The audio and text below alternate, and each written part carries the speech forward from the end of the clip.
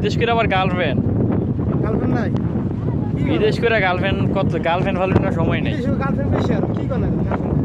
সময় নেই গার্লফ্রেন্ড সময় লাগে মাইয়া কোন পড়ে বাবা আমার পড়ালে লাভ কি হলো কথা কইতে পারো সময় দিতে না সময় দিতে নাই